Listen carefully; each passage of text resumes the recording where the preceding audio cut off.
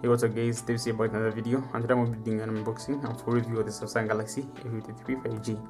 Right, so this one has been around for about 5 months now, but yeah, I just got my hands on it now, and I want to review it for you guys and give you my thoughts.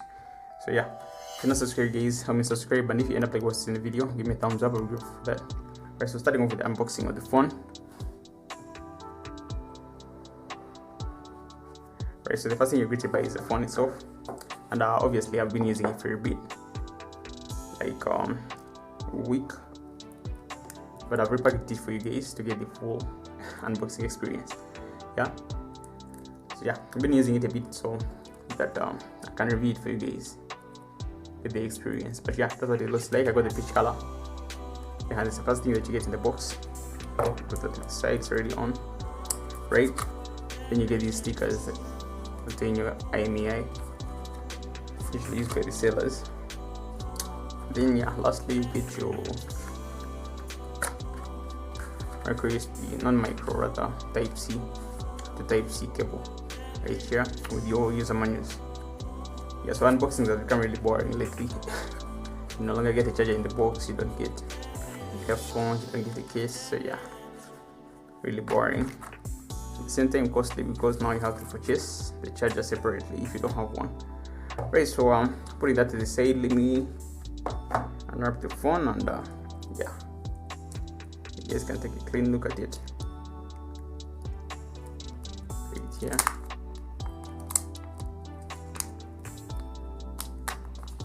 So yeah, this is what the phone looks like, the peach color. Yeah, it smells like orange to my eyes at least.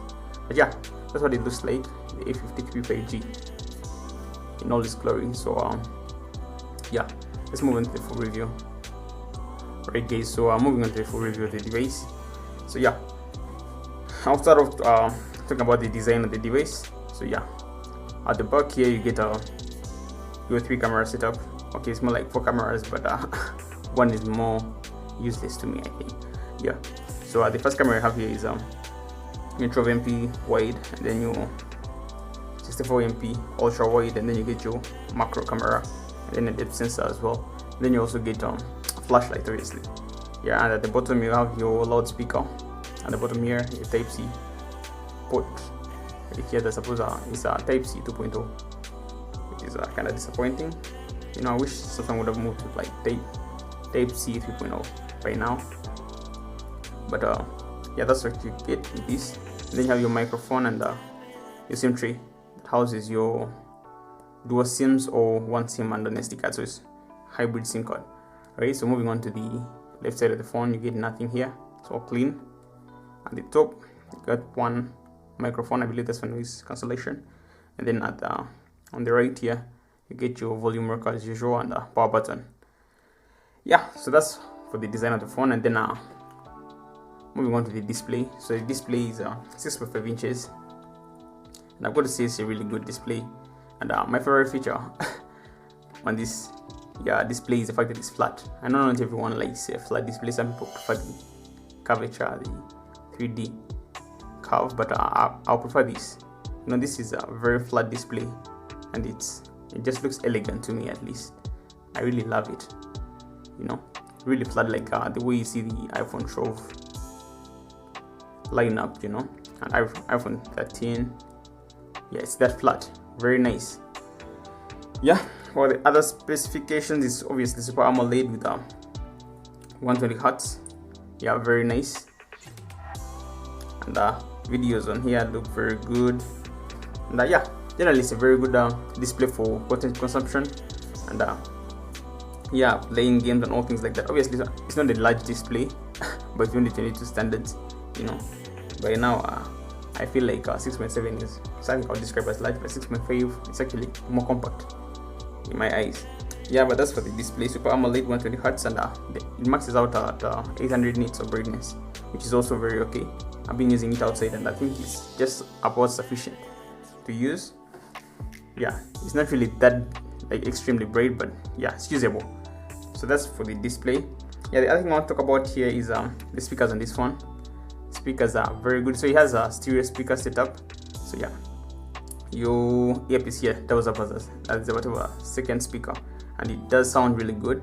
And I'm going to be doing a dedicated sound test for you guys, so you should subscribe for that if you're not subscribed. Yeah, those who are subscribed, yeah, just wait, very soon I'll be dropping that video. Yeah, so the speakers on here, I'll say they're very nice. Yeah, so that's on the speakers of the device. So yeah, it's going to be very good for multimedia consumption. Yeah, the kind of thing, playing videos, playing games and all that. You have a very good combination, a very good display, and a very nice stereo speaker setup. Yeah, so moving on to the performance for this. So this has a Exynos 1280, the same one that you get in whatever in the a53 5G. But yeah, I'll say that the performance on this is actually just decent. You know, most people when they hear Exynos immediately you're sent off. You don't really like anything to do with Exynos, and I think Samsung has done a lot for that to happen. Like almost every Exynos chip they bring has issues of its own, like especially for the flagships. Yeah, but even here I would say that the performance is decent, but it's not exceptional. Yeah, you will notice in certain games you don't get the maximum graphics settings and all things like that. Yeah, but it's decent, and I'm going to be doing a dedicated gaming review as well, so you guys should also watch out for that. But for now, what I can tell you is that the performance is decent on here. For day-to-day use, you're not going to have any issues. You know, I've seen a lot of reviews saying that it has a lot of stuttering. Me personally, I haven't really seen a lot of stuttering here. It's been smooth for the most part, and maybe the only place that I've seen stuttering is in Play Store here, where it kind of jitters a lot. I think that's just a matter of optimization. Yeah, so yeah, that's about the performance of this device. And talking about the software, so this comes with Android 12 out of the box. So yeah, very nice experience. Yeah, and I've already gotten a couple of updates. I just unboxed this one a few days ago, and yeah, came with only one update, which was the July security patch. So yeah, and it's being supported, and you're going to be getting software for the next 4 years. So yeah, on the software front, this is a very good device to get. Yeah, we're going to have support for the next 4 years.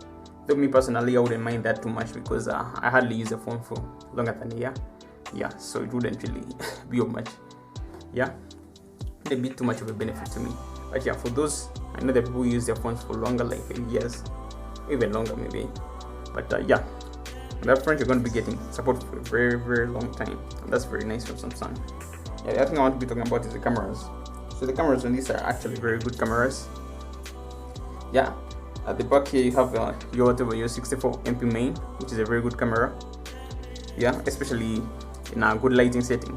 So the photos are really good even indoors. But what it struggles with in the darkness is video. The video is not really that good. It kind of struggles to focus, especially on flat surfaces.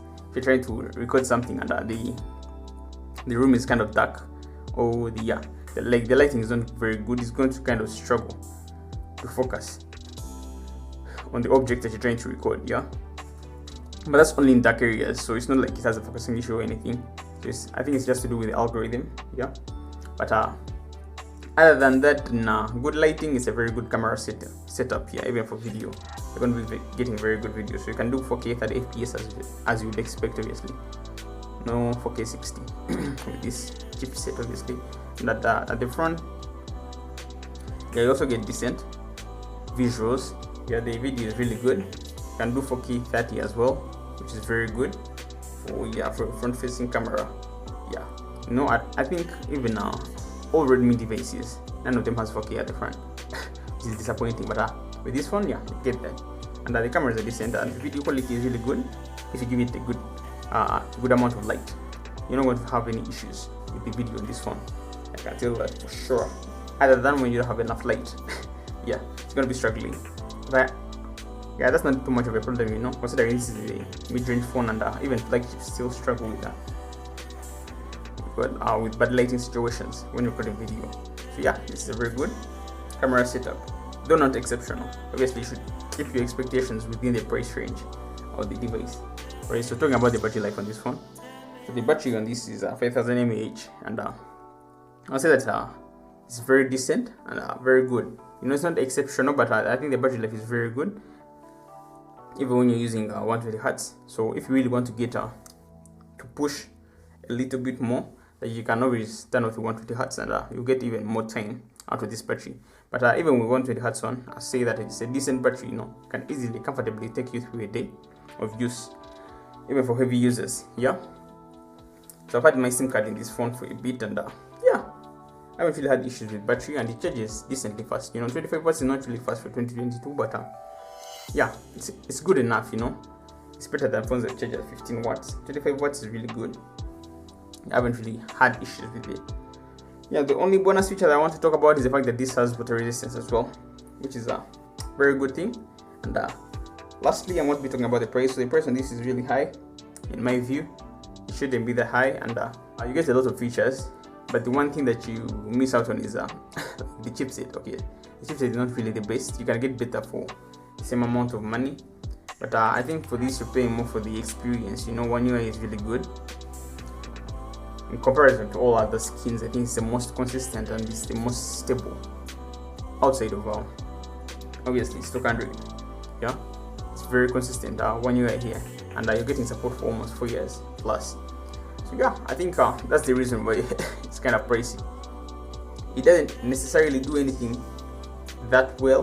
It just has a bit of everything, Yeah, but I'm going to be doing other specific reviews, like the camera review and sound test, and also be doing whatever gaming review for you guys. So you guys should subscribe for that, and I'll catch you guys in the next video. Peace out.